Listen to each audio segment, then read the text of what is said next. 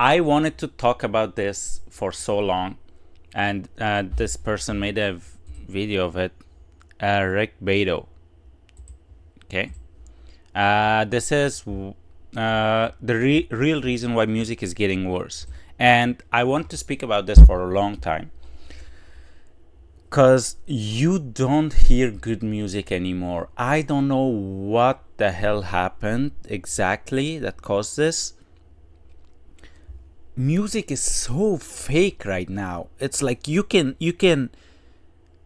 see it in you can see it in the you can hear it in the music, you can see it in the music videos, you can hear the singers that they don't care about the music they are making. They're just making it. There is no real passion behind it. I don't know what is happening. Like something that can just take you away, you know? Something that's so magical that you cannot believe that you just watched that. Or you just heard that music in your ears. Something like that is never gonna happen, I think, anymore. What's the last time something like that happened? Probably like back in Queen's days? Yeah? I don't know, man. Let's see what he has to say about This it. video is on the history of the music business and technology in 2 acts. Okay. Act 1. Music is too easy to make. What do I mean by music is too easy to make? Let's just go back to Music. the 1940s and 50s. Okay. Frank Sinatra used to get up in front of an orchestra and sing a vocal take, and they had one microphone.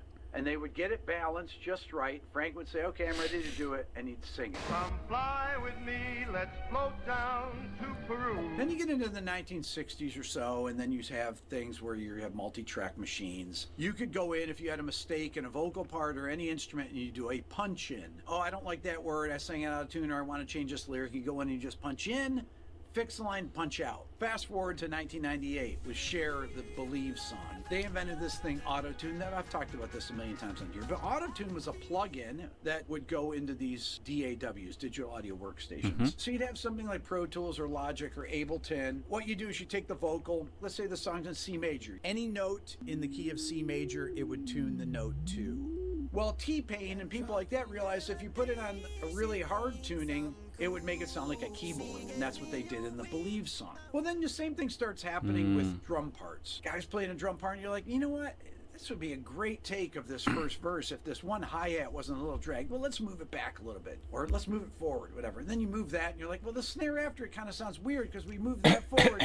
Now the snare sounds like it's dragged, so we do that. Then you're like, well, you know what? Let's just look at the grid lines, the bar lines, and we'll just move them to that. Then you start cutting out, moving them. Then they give you this tool called Beat Detective. Then you can actually quantize an entire part. So then it becomes like a drum machine. So it's not human-like. Here's an example of a quantized drum part. It's John Bonham's drum performance from Fool in the Rain. That's a shuffle. Here's what it sounds like as a machine.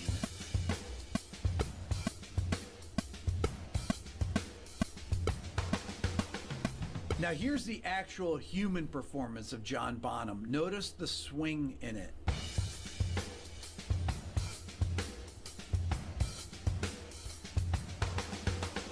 Once you quantize the drum part, it's a drum machine. That's It's completely just like different, Superior yeah. drums. So what started happening in the year 2000 or so is that everyone started quantizing their drums because the budgets to hire session guys like Josh Freese and Kenny Aronoff went away, and you'd have to use the crappy drummers. I mean, some bands would have good enough drummers to play, but you'd typically have these crappy drummers that you'd have to fix their parts, and once you fix their parts, you start moving the bass around, you start moving the guitars around, and then you pretty much have sterile, generic, quantized rock music that has no vibe at all. Yep. The other thing that people realize... Yeah, you see that's it. That's the way he put it is, that's it. Yeah, every music, it just sounds so generic. It sounds like they made it in like a minute, you know? Where is the creativity? Where is the actual using of instrument at their best without meddling too much digitally to make it sound like, you know, pure? It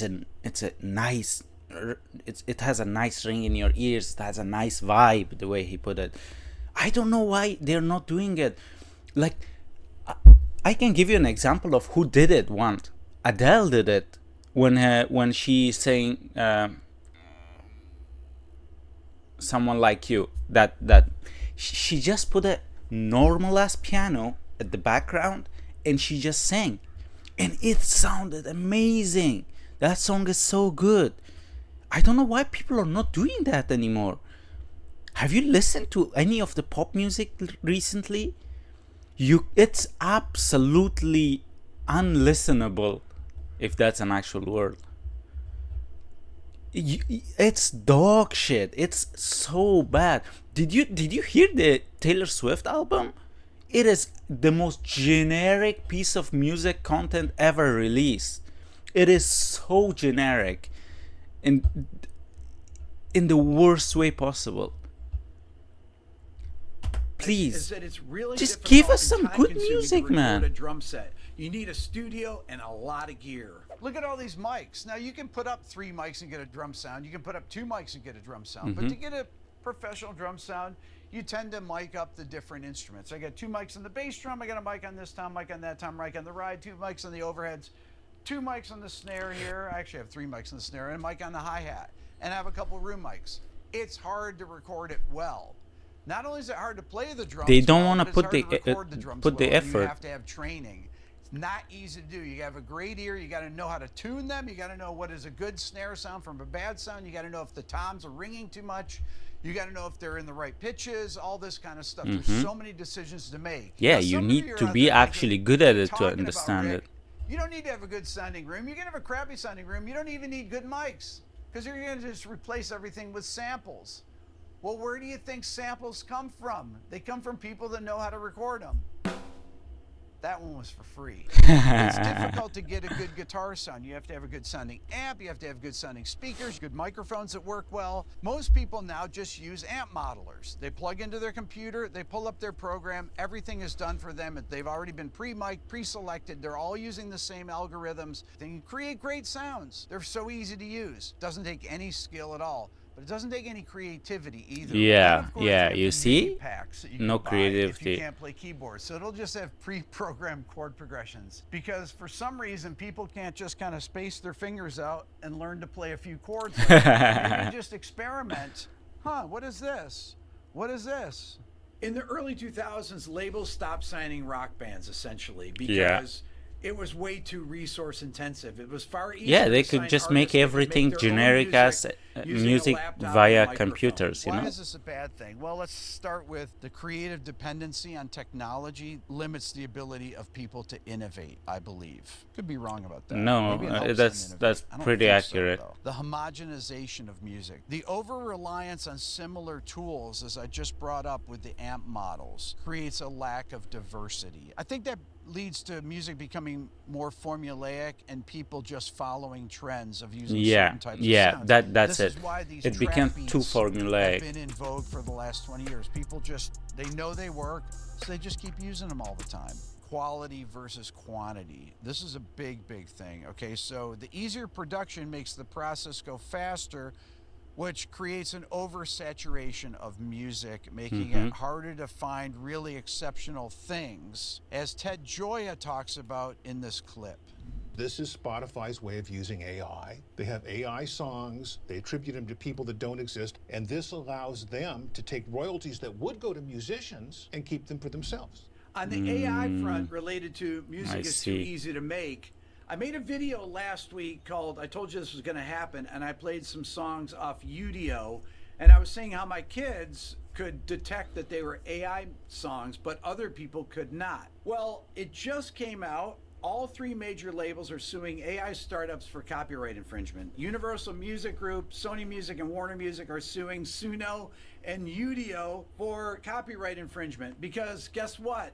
They're using all their music to train these AI models. Well, of course they are. How else are they going to train it? Yeah. Now, companies like Universal are not doing it for the good of their music to protect their copyright owners. What's going on here is they just announced that they're partnering with a company called SoundLab to make AI models of their artists for themselves. They can use this SoundLab plugin in Pro Tools or Logic, and you can sing your own voice and replace it with one of their artists like Drake or Taylor Swift or Billie Eilish, or whoever agrees to this. And Maybe they will be able to give Taylor Swift an octave range, you know. I guarantee you all of these labels are going to do that because they want to own I'll probably gonna get shit for that, the AI but you can all suck my dick, in fact. versions of these songs. Whether you create it or whether they create it, they're going to own it. And just to show you how easy it is to model someone's voice with AI, I'm speaking to you through a voice modeling program called 11 Labs that was trained on my voice over a 4-week period. So for those of you that keep writing to me every day, I get about 20 of these a day, and they always start, Rick, I wrote a song that I think could be a hit. I used AI to hear it because I know nothing about making music. That's literally from an email I got yesterday. This reminds me of the best AI critique I've seen. Creative AI tools can be seen as sophisticated plagiarism software, as they do not produce genuinely original content, but rather emulate and modify existing works by artists subtly enough to circumvent copyright laws. Well, what's funny about that is that was actually written by ChatGPT. Act 2, music is too easy to consume. So this is the water faucet in my kitchen. But imagine this is streaming on Spotify or Apple Music. You can turn it on, you can turn it off. Wait, but how did he turn it off? It's a touch? what's going on? What in the this fuck, stream of dude? That's the water coolest thing I've is ever seen. All of the music that's on these platforms. Now imagine this is one artist's entire output, their entire catalog. Might be the Police, could be Billie Eilish, could be Led Zeppelin, the Beatles. And then this dropper is each of their songs. 1, 2, 3, 4. Oh, I just did a whole record there. And eventually you exhaust their whole catalog. When I hit this and I start the stream, the music has very little importance if you think about it this way. It goes from the faucet, down the drain, out to the sewer, where it's recycled again. Except in this case, the music is not recycled like it is through the sewer. There were 100,000 new songs added every day in 2023 to streaming platforms. That's more than one song per second for the entire year. By Jesus. comparison, when I was a kid, if I wanted to buy this Led Zeppelin 2 record, I had to get a job or borrow money from my parents to buy it because I wanted to own it. I wanted it to be in my collection. This album here, Pat Metheny, New Chautauqua, I paid $8 for, brand new, with the money that I made by bagging groceries at Tops grocery store in Fairport, New York. You actually had to expend energy riding your bike or walking to your job. Yeah, this logic is kind of similar to how gaming is, but not really, but kind of. Back in the day, you used to get money, go to the store, buy the game, the hard copy of the game, which come in a disc, you know, and then you install the game, and then you keep the disc, you know, that's yours. That game is yours now. That copy of the game is yours. It was the same with the music. You buy the record or you buy the label on a what's called the song or whatever comes out, and that's yours. You know, right now it is so easy to consume music. You just open Spotify and there's like 1 million music for free, more than 1 million. Job, working your shift. All of Spotify is for free, except you just have to listen to ads. You know. Paycheck at the end of the week, depositing it in the bank, getting money out, going to the record store, buying the record, bringing it home, playing it, listening to it a bunch of times, going over to your friend's house, sharing it with them. When a kid opens Spotify and clicks on a song, they can just skip to the next one if they don't like it. Yep. Think about this. All of the music that exists, or at least it's been uploaded to Spotify or Apple Music, is available for $10.99 a month. I'm talking about all of Michael Jackson's music, all of AC/DC, Pink Floyd, Whitney Houston, Tupac, Kendrick Lamar, Juice WRLD, Eminem, Dr. Dre, all the works of Beethoven, of Bach, of Mozart, of Stravinsky, of Shostakovich, of Charlie Parker, of John Coltrane, of Miles Davis, Brad Meldo, of Pat Metheny, Keith Jarrett, all of that. $10.99 a month for the price of what we used to pay for one album. It's all available on these streaming platforms, which is why music is not as valued by young people. There is no sweat equity put into obtaining it. having it be part of your collection, having it be part of your identity of who you are. These are the bands I believe in. These are the artists that I love. And I'm going to share it with my friends. I'm going to bring that record to school. I'm going to play it for my friends after school. We're all hanging out, reading the back cover of it and seeing who played on it. These things meant something. What was on It here used meant to. something. Produced by John Burns and Genesis. Not anymore. It was important. What I'm saying is that music has basically become valueless. If you only have to pay It's a nice gym. $10.99 a month to have access to anything, what is one song worth? You know, people tell me that they want me to make certain kinds of videos. They have these aspirational ideas, as my friend Todd calls them. But then they ultimately vote with their attention. Rick, make more What Makes a Song Great videos.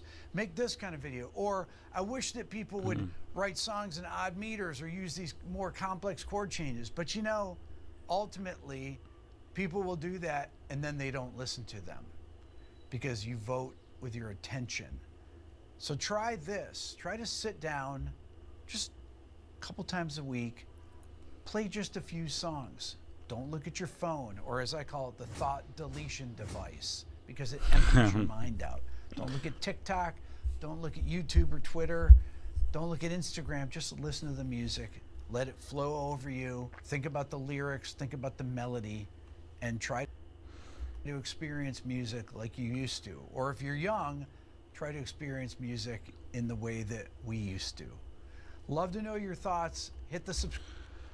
Yeah, I agree with most of the things he said. It's true that music is not valued as much anymore. That's why the creativity arc is going downhill, while the quantity is going like crazy, skyrocketing.